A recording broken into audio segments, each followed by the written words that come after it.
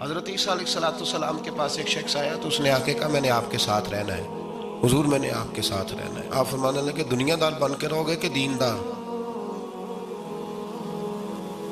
کہنے لگا جی میں دیندار بن کے رہوں گا۔ فرمانے لگے دنیا کی طلب نہ کرنا ورنہ میری صحبت میں نہیں رہ سکو۔ حضرت عیسیٰ علیہ السلام نے شادی نہیں کی، مکان ہی نہیں بنایا، ایک تکیہ، ایک پیالہ، ایک کمبل، جہاں رات ہوتی وہیں سو جاتے۔ ایک دن ایک شخص کو دیکھا کہ وہ ڈھلان بنی ہوئی تھی، پتھر کی پہاڑ تھوڑی سی ڈھلان بنی ہوئی تھی تو نیچے لیٹا ہوا ہے۔ آپ نے کمبل بھی صدقہ کر دیا، کہنے لگے آج کے بعد جہاں ڈھلان بنے گی وہاں سو جائیں گے، کمبل کی ضرورت ہی کوئی نہیں۔ کچھ دنوں کے بعد ایک شخص کو دیکھا کہ وہ اپنے ہاتھ کا تکیہ بنا کے سویا ہوا ہے، تکیہ بھی خیرات کر دیا، کہنے لگے اس کے بغیر بھی گزارا ہو سکتا ہے۔ کچھ دنوں کے بعد دیکھا کہ ایک آدمی چلو میں پانی پی رہا ہے، پیالہ بھی اللہ کے راستے میں دے دیا، کہنے لگے چل جائے گا کام اس کے بغیر۔ پر میں دنیا دار بن کے نہ آنا، کہنے لگا نہیں صاحب میں دیندار بن کے آؤں گا۔ جناب عیسیٰ علیہ السلام نے رکھ لیا۔ آپ پہلے دن ہی کہنے لگے چل آجا روٹی کھا لے۔ 3 روٹیاں منگائیں، اس کو ساتھ بٹھایا، فرمانے لگے میں تو ایک کھاؤں گا، تو کتنی کھائے گا؟ کہنے لگا جی میں بھی ایک ہی کھاؤں گا۔ ایک روٹی اس نے کھا لی، ایک آپ نے کھا لی، تیسری روٹی چھوڑ کے جناب عیسیٰ علیہ السلام دریا کنارے وضو کرنے چلے گئے۔ واپس آئے تو روٹی کوئی نہیں تھی۔ اللہ کے نبی تھے، جان گئے۔ رب کریم کا بندہ بھی جان جاتا ہے۔ اقبال کہتے ہیں اولیاء کیا ہیں جواسی سلوک قلوب، کہتے ہیں رب کے ولی کو ٹٹولا نہ کر، وہ تو دلوں کے حال بھی جانتا ہے۔ انہیں ٹٹولا نہ کر، غبار آلود سمجھ کر حقارت سے نہ دیکھ ان کو، انہی کی ٹھوکروں سے سلطنت بنتی بگڑتی ہے۔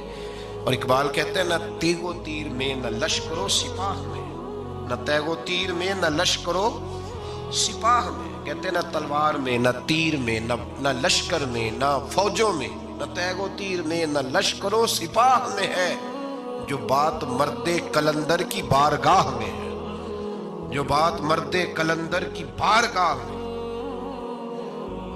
تیسری روٹی کدھر ہے؟ کہنے لگا حضور مجھے نہیں پتا۔ فرمانے لگے تجھے پتا ہے پر تو بتا نہیں رہا۔ کہنے لگا مجھے تیسری روٹی کا پتا۔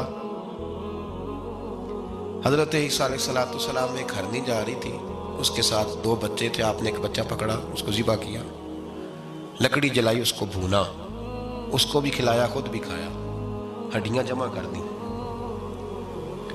جب وہ ہڈیاں، اس پہلو کو ذرا سمجھیے گا، جب کھا بیٹھے ہڈیاں جمع، وہ ہرنی بھی کھڑی ہے اور دوسرا بچہ بھی کھڑا ہے، ایک بچہ کا ذبح کر کے کھا لیا، دوسرا کھڑا ہے۔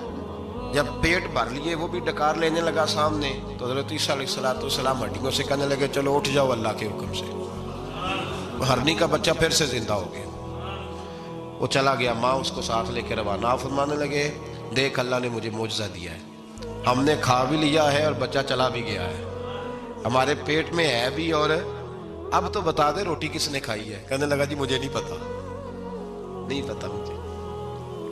حضرت عیسیٰ علیہ السلام اس کو ساتھ لے کے بڑھے تو دریا کے اوپر، پانی کے اوپر پیدل چلنے لگے، دریا پار کر گئے۔ فرمانے لگے تو پانی پہ چلتا رہا ہے،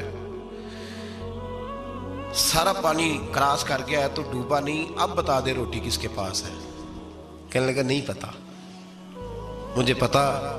اللہ اکبر، کیا خوب لفظ کہہ گئے سجادہ نشین حضرت پیر میر علی شاہ صاحب رحمۃ اللہ علیہ، بے قدرہ کچھ قدر نہ جاتی، کھیتی خوب تسلی ہو، اے دنیا دار پجاری زردے کتے اندے گل ٹلی ہو۔ سارا دریا اتنا بڑا دیکھتے ہیں لوگ جو آتے ہیں نا درویشوں کے پاس، بڑے رنگ دیکھتے ہیں پر بدلتے نہیں، رنگ بڑے دیکھتے ہیں پر اپنے آپ کو تبدیل، او 5 فقیروں کسے نہیں مارے آئے ہوئی چور اندر دا ہو، دیکھتے بڑا کچھ ہے بدلتے نہیں۔ نہ بدلا، حضرت عیسیٰ کہنے لگے منوا کے میں بھی چھوڑوں گا، تو مانے گا۔ آپ نے ریت کٹھی کی، ریت 3 حصوں میں ریت جمع کر لی اور پھر اس پر کچھ پڑھ کے پھونکا تو وہ سونا بن گئی۔ 3 ڈھیریاں تھی ریت کی، پھونکا تو سونا بن گئی۔ آپ فرمانے لگے یہ سونا تیرا، ایک ڈھیری تیری، ایک میری، اور تیسری اس کی جس نے تیسری روٹی